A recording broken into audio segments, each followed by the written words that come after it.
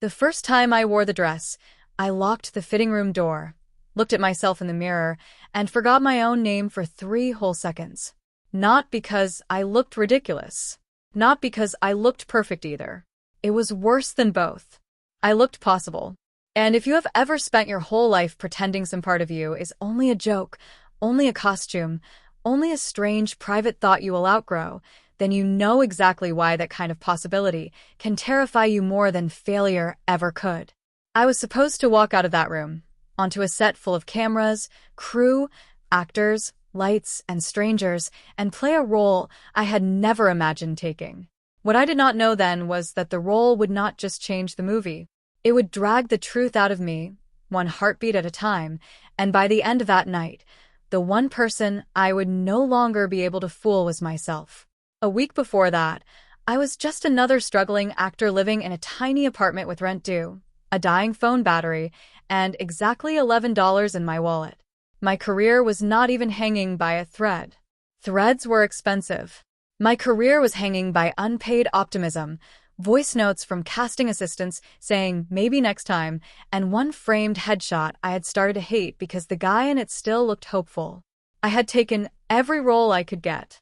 Waiter with one line. Brother number 2. Dead body in a crime show. Even a shampoo ad where my only job was to look surprised by foam. So when my agent called and said, "I found you something unusual, but the money is real," I laughed before she finished the sentence. I thought unusual meant dark, complicated, maybe villainous. I thought it meant a challenge. I had no idea it meant silk, eyeliner, high heels, and the most honest performance of my life. She told me a streaming drama had lost an actress right before shooting. The character was essential. Reshoots would be expensive. The director wanted someone with emotional range, someone who could carry vulnerability without making it look weak. Then she paused in that dangerous way agents pause when they know their next sentence will decide everything. "The role," she said, "is a crossdressing role. Not comedy. Not parody. Serious drama. They need someone fast. If you say yes, you audition tomorrow. If you say no, I move on." I almost said no on instinct, the way people swat away any truth that arrives before they are ready. But then she said the number. I sat up. I asked her to repeat it. She did. My rent, my bills, my mother's medication, the loan I had been dodging for 3 months, all of it suddenly gathered into one impossible sentence. I said yes before courage had time to argue with fear. That night, I did not sleep. I told myself I was nervous about the acting. That was the clean explanation, the professional one. But if I am being honest, the script was not what kept me awake. It was the quiet curiosity I had spent years kicking into the basement of my mind. I had always noticed fabrics the way other men noticed engines. I knew the difference between a stiff hem and a graceful fall. I knew how a soft sleeve changed the mood of a person. I knew why certain shoes made a room sound important. I had known these things without ever admitting how much I noticed them. When I was younger, I called it observation, then taste, then actor research. Anything but what it really was, a fascination I did not know where to place. So that night, with the audition script glowing on my phone, I realized I was not only afraid of failing. I was afraid of succeeding too well. The audition was held in an old studio with cracked white walls and a lobby full of people pretending not to judge each other. I expected to find 5 or 6 other actors there. Instead, the waiting room was almost empty. One guy left as I arrived, looking relieved, like he had escaped something.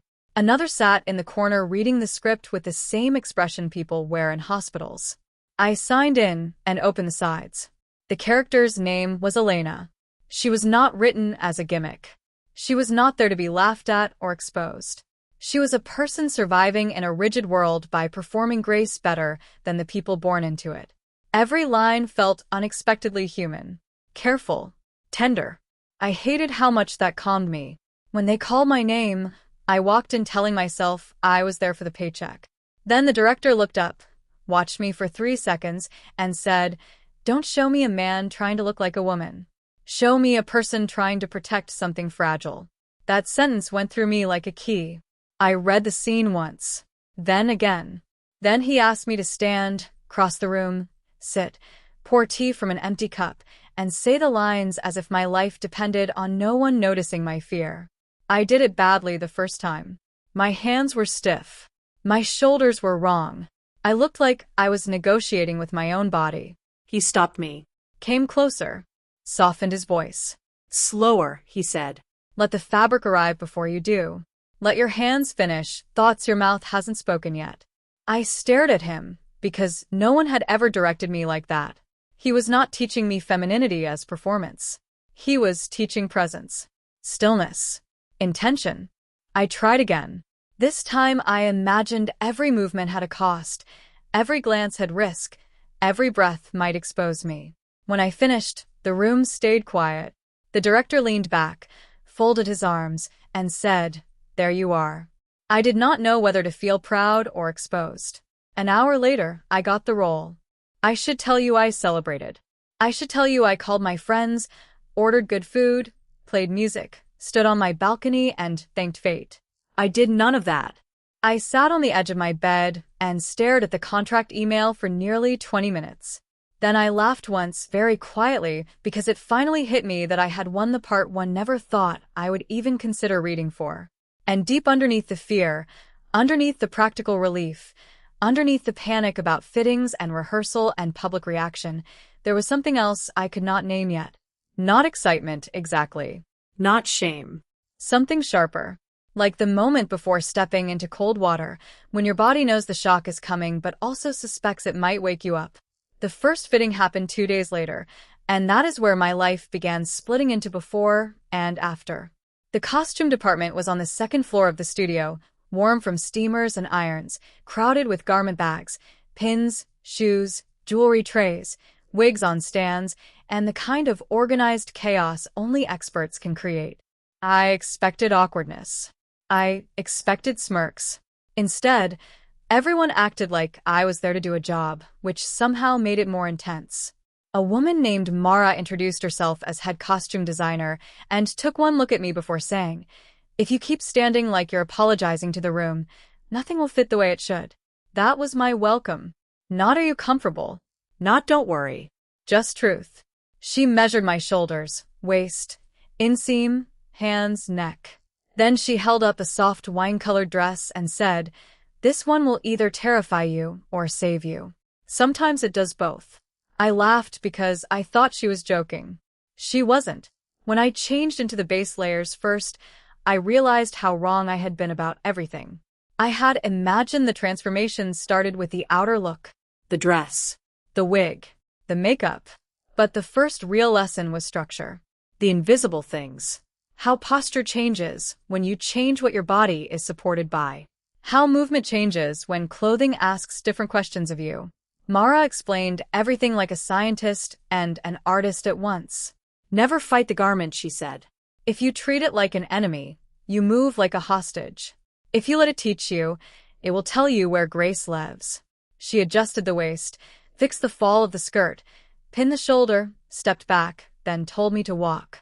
I took 2 steps and nearly tripped over my own self-consciousness. She did not laugh. She just said, "Good. Now fail better." For the next hour, she taught me more than some acting coaches had taught me in years. She showed me how smaller steps can look stronger. On camera, how turning from the waist before the shoulders changes silhouette. How hands should never flap around uncertainty. How sitting is choreography. How standing still can be more powerful than crossing a room badly. She taught me that confidence in presentation is usually not loud, it is precise. And somewhere between the 3rd correction and the 10th attempt, I stopped feeling like I was being dressed up and started feeling like I was being translated. That terrified me enough to make me ask for a break.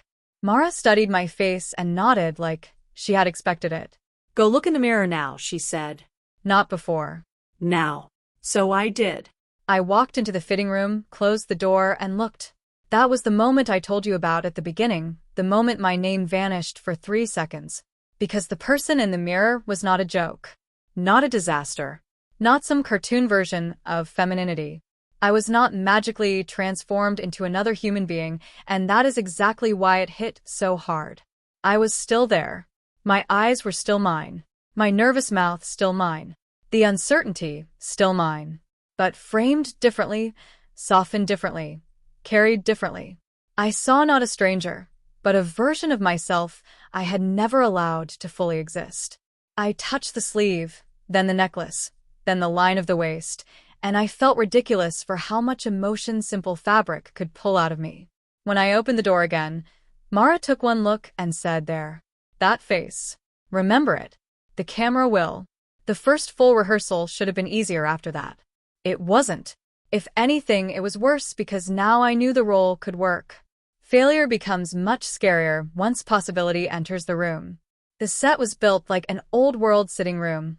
All polished wood, tall windows, teacups, mirrors, and secrets. I arrived early, got dressed, had my hair set under the wig, went through the first layer of makeup, and kept telling myself this was acting, just acting, only acting. Then I stepped out onto the floor in heels for the first blocking rehearsal. All eyes turned, and every technique I had learned evaporated. I took the wrong path around a chair, missed a mark, sat too hard, stood too fast. In the next take, the heel caught the hem, and I stumbled into a side table. Not enough to fall, but enough to hear a couple of people suck in a laugh. My ears burned so hot, I thought the wig pins would melt. I wanted to disappear. Not because I had embarrassed myself as an actor. I had done that before. This was different. It felt like every private fear I had ever had was suddenly standing under studio lights. I braced for ridicule. Instead, the director called a break and the lead actress, Naomi, walked over carrying 2 cups of water. Naomi was the kind of actress people call effortless because they never see the labor beneath the elegance. She handed me 1 cup, looked at my shoes, and said, "You're trying to control them too much." Then she put her own cup down, took 2 slow steps across the floor in her heels, and said, "Don't walk like you're avoiding a mistake. Walk like the room belongs to your secret." That sentence stayed with me. She then showed me how to shift weight, how to pause before sitting, how to turn without telegraphing fear. No judgment, no performance, just help. It was the first time on that set I felt I was not alone. By the end of that day, I was exhausted in ways I had not expected. Physically, yes. Emotionally, even more. I went home, kicked off my shoes, stood in the kitchen in silence, and tried to become ordinary again. But ordinary did not fit right anymore. That night my mother called. She had been ill for months and hated sounding weak, so our conversations always began with her pretending everything was fine. She asked how work was going. I said it was complicated. She laughed and said complicated usually means important. I almost told her then.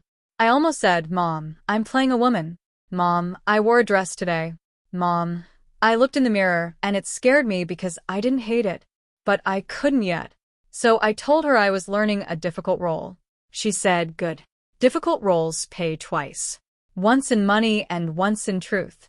I remember staring at the dark apartment after she said that, because somehow mothers always know the road before we admit we are on it. The next turning point came by accident, and it hit harder than rehearsal ever could. After a late fitting, Mara asked me to pick up coffee from the cafe across the street because the assistant had left early. I was half changed, still wearing a long coat over the costume base, minimal makeup still on, wig off but hair styled. I thought no one would care. I told myself I looked vague enough to pass, as just another tired person from set. Then at the register, a voice behind me said my name. I turned and saw Daniel, a guy I had gone to acting class with years ago. He looked at me, then at the makeup, then back at me. That half-second felt like standing on a cliff.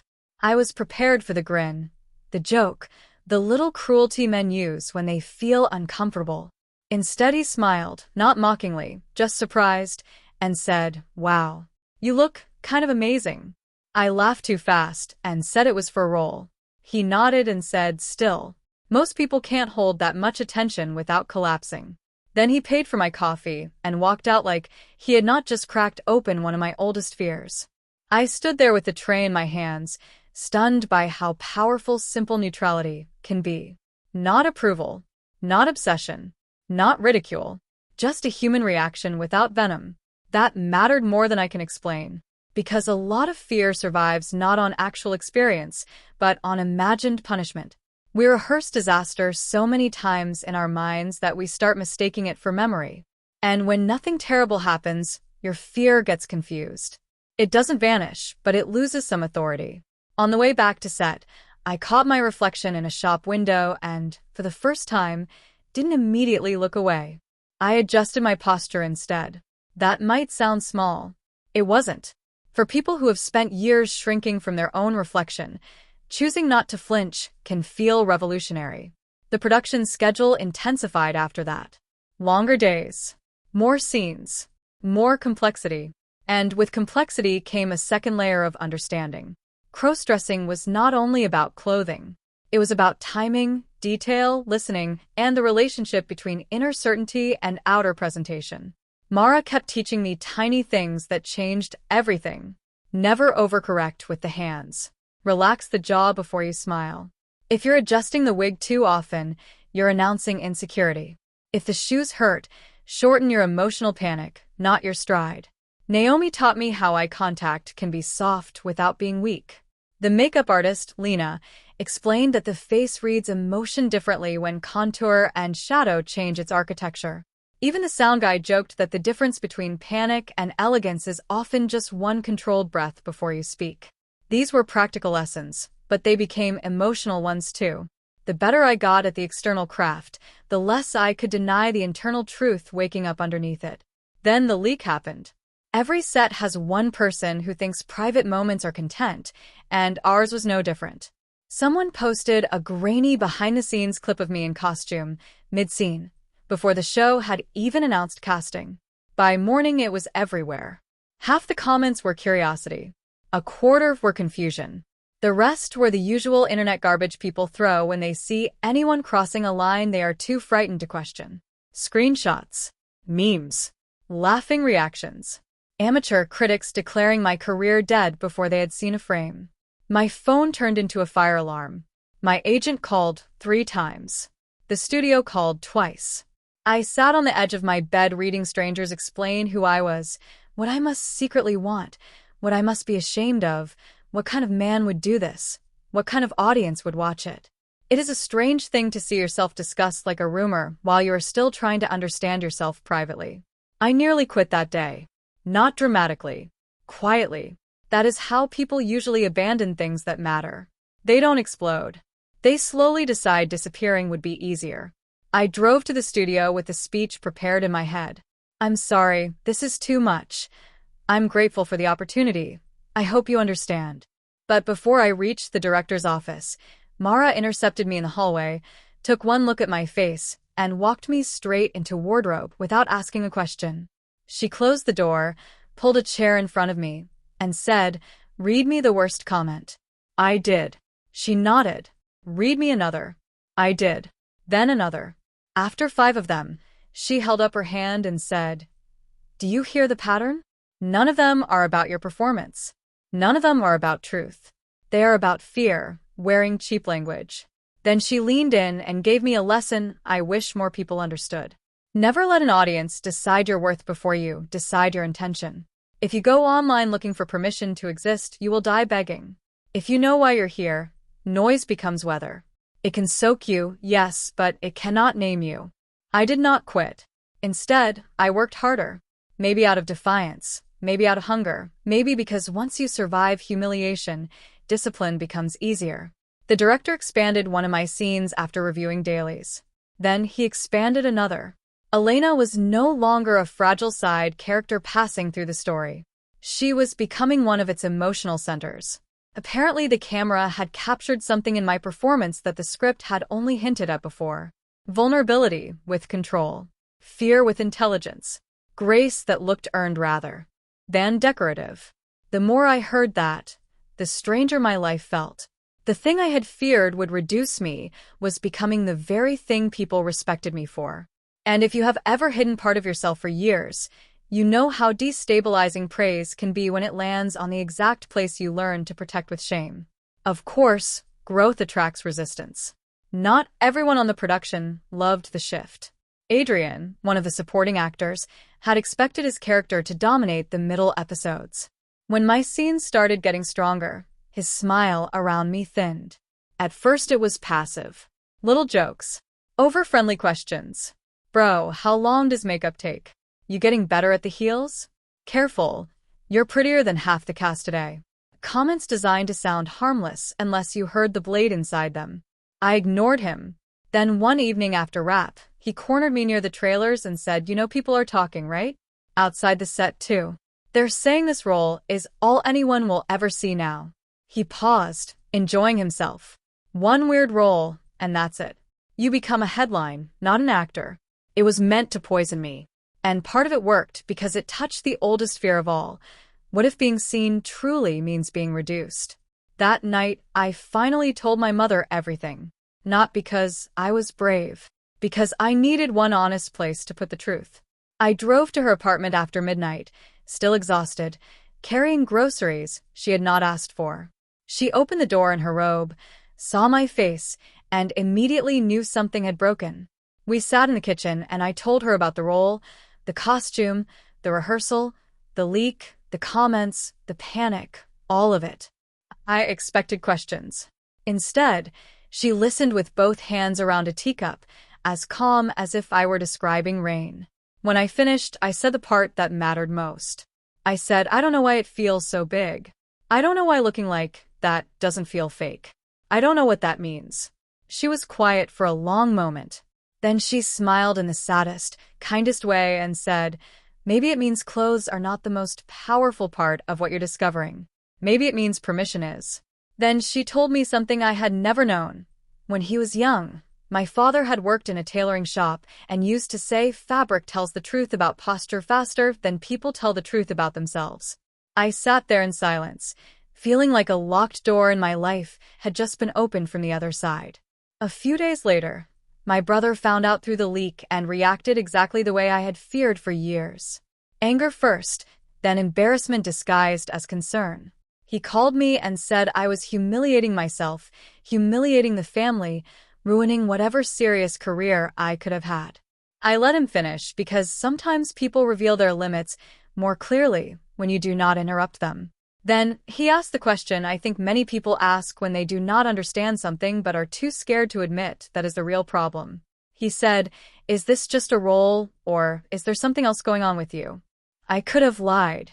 I could have softened it, made it safe, made it temporary. Instead, I said the truest sentence I had at the time. "I don't fully know yet, but I do know I'm done treating honesty like a threat." He hung up on me.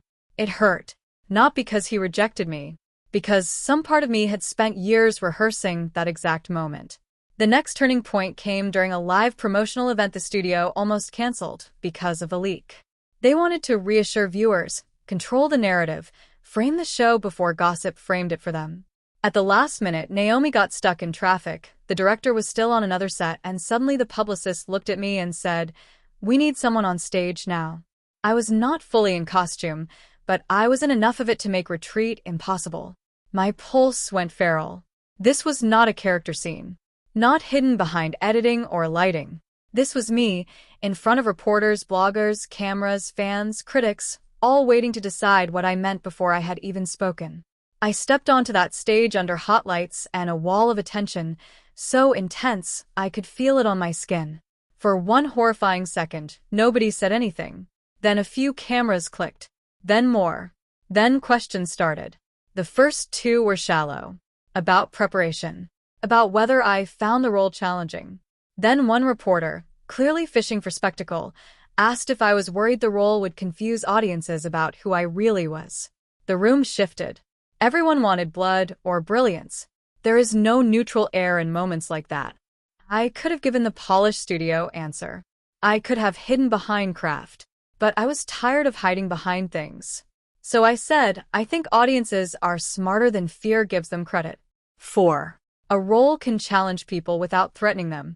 And if seeing someone present differently for a story creates discomfort, maybe discomfort is not the enemy. Maybe it's the beginning of honesty. The room went still in a different way then. Not mocking. Listening. I kept going. I said the role had taught me that presentation is not just decoration, it is language, and language becomes powerful when we stop using it only to defend ourselves. I do not remember the rest exactly. I just remember the applause at the end did not sound polite. It sounded surprised. Real.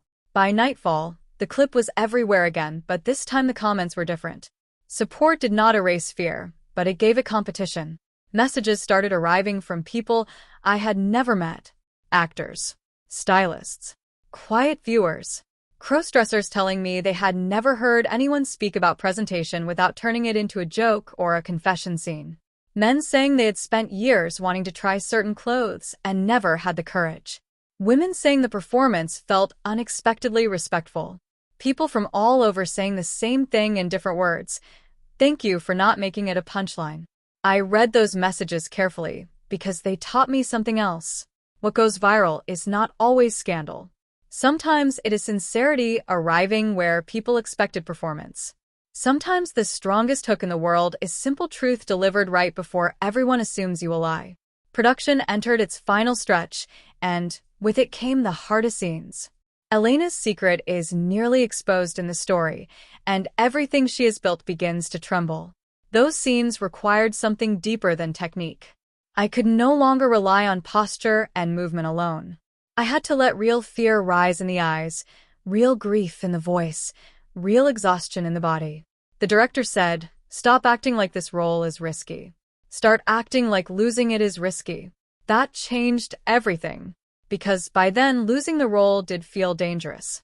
Not for my career, though that mattered. For myself, the role had become a mirror I was not ready to lose. During one scene, where Elena removes a pair of earrings with shaking hands after a near exposure, I unexpectedly broke down between takes. Not performatively. I just couldn't reset. Naomi held my hand in silence. The director did not say cut for a while. Later he told me, that was the first day you stopped visiting the character and started living inside her stakes. Then came the sabotage I should have seen coming. Adrian had a friend in entertainment media, and an article appeared implying I had taken the role for attention, that the production was exploiting controversy, that I was privately playing into ambiguity to boost my profile. There were no direct lies, just arranged implications, which are often more poisonous because they cannot be cleanly disproved. The studio panicked. My agent panicked. Even the director got called into meetings. Suddenly my future with the show felt uncertain again, not because of the work, but because of the narrative building around it. I sat in my trailer one evening after reading the article and honestly wondered if Adrian had been right in the cruelest possible way. What if the world really would never let me be more than this? What if the role that taught me freedom also trapped me in public misunderstanding? I was still sitting there when Lena, the makeup artist, came in to remove my lashes and found me half destroyed. She listened while I spiraled. Then she said something so practical it saved me. She said, "You are thinking like headlines last forever. They don't. What lasts is skill, discipline, and whether you are brave enough to keep showing up after people simplify you." Then she started removing my makeup with that same gentle efficiency she always had and added, "Also, people who are terrified of being misread usually become unreadable. Don't do that to yourself." It hit me because I had been doing exactly that my whole life. Making myself smaller, safer, harder to interpret, hoping ambiguity would protect me. But all it really protected was my fear. That night, I made a decision. I would stop treating every act of presentation like a confession that needed defense. I would let the work be the work, and let my truth expand at the pace honesty required, not panic. The final 2 shooting days were chaos. One major scene had to be rewritten after a location issue forced us indoors. Another got moved to a ballroom set under brutal time pressure. Costumes were late. Props were misplaced. Everyone was tired enough to cry at staplers. And still, somehow, those last scenes held the soul of the whole project. The climax required me to enter a crowded public gathering in full presentation, knowing exposure was possible, then carry a conversation where every glance from the room felt dangerous. We rehearsed it once. The director stopped. Rehearsed again. Stopped again. Something was missing. Finally, he walked onto the floor, looked me dead in the eyes, and said, "You are still trying to survive this scene. I need you to choose yourself in it. Even if the world rejects you, choose yourself anyway. That is the scene, not survival." Choice. My chest tightened because I realized he was no longer just directing the character. When the camera rolled on the final take, something inside me settled. Not calmed, settled, like a blade finding its sheath. I entered the ballroom slowly, heard the silence, felt the weight of eyes, and for once did not use fear to shrink. I let it sharpen me instead. I let the dress move when it wanted to move. Let the gaze land. Let the possibility of exposure exist without bargaining with it. When the key line came, I delivered it not as Elena hiding, but as a person who had discovered there are fates worse than being seen. By the end of the scene, my hands were shaking for real. The cut came. The room stayed silent. Then the crew started clapping. Crew do not clap for every scene, no matter what people think. They clap when they know something crossed from competence into truth. I turned away because I was suddenly afraid if anyone saw my face, I would cry hard enough to tear the wig loose. Rap Day should have felt triumphant. Instead, it felt strange and tender, like saying goodbye to a version of myself who had only just learned how to breathe. Mara hugged me and said, "Now you know." Naomi kissed my cheek and said, "Don't disappear after this." The director shook my hand longer than usual and said, "Whatever comes next, do not run from what this woke up." I promised all three of them I wouldn't, though I still did not know exactly what that promise meant. I took one last look at the costume rack before leaving, ran my fingers over the wine-colored dress, and felt a ridiculous ache in my throat. It wasn't about wanting to stay in costume forever. It was about knowing I could never again pretend presentation was superficial. It changes how a person occupies space. And once you learn that deeply, you stop mocking what you used to dismiss. The premiere arrived 6 weeks later, and I almost didn't go. Not because I feared bad reviews. Those are manageable. I feared the carpet, the photos, the questions, the eyes measuring whether I would arrive in a safe black suit and reassure everyone that the role was only temporary, only theatrical, only distant from me. I stood in my apartment for nearly an hour with 2 outfits laid out on the bed. One was exactly what publicists love. Sharp, masculine, uncontroversial, expensive-looking even though I could barely afford it. The other was not a costume and not a stunt. It was simply an outfit that blended what I had learned. Tailored trousers, a silk blouse under a structured coat, subtle jewelry, soft makeup, polished boots, nothing exaggerated, nothing apologetic. I Stared at both like they were two futures. Then I remembered the ballroom scene. Choice, not survival. So I chose. When I stepped onto the carpet, flashbulbs burst like weather. For the first 10 seconds I heard nothing. Then I heard everything at once. Shouts from photographers. Questions from reporters. Fans calling my name. Somewhere in the noise, a little laugh of disbelief escaped me because I realized I was still standing. I had imagined this moment so many times as collapse, scandal, humiliation, punishment. Instead, it was just bright, loud, imperfect reality. Some people stared too hard.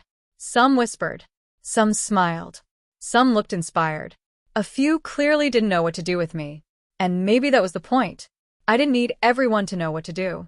I only needed to stop asking permission to stand there. Naomi saw me from halfway down the carpet and grinned so wide it almost broke my nerves into joy. Mara cried openly, which made me laugh. Even my brother, who had shown up without warning and stood near the back looking uncomfortable in his own skin, gave me the smallest nod. It wasn't resolution, but it was a beginning. The show premiered that night, and by morning everything had changed again. Reviews praised the performance.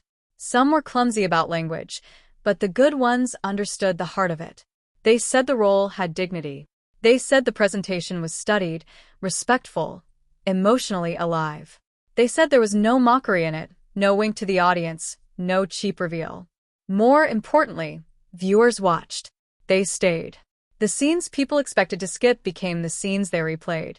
Clips spread across timelines not because people wanted to laugh, but because they wanted to talk. About performance, identity, clothing, fear, freedom. I started receiving invitations for interviews, panel discussions, new auditions, magazine shoots. But the messages that mattered most still came from ordinary people. One said, "I tried on a dress for the first time after watching your interview. Another said, I finally understood why I care so much about the way fabric moves when I walk. Another said, you made me feel less ridiculous for wanting softness. If you want to know what viral really means, it isn't just numbers. It's when one honest act gives other people language for a feeling they thought they had to hide alone. Months later, people still ask me the same question in different forms. Did the role change you? Or did it reveal who you already were? I think that question sounds cleaner than real life feels.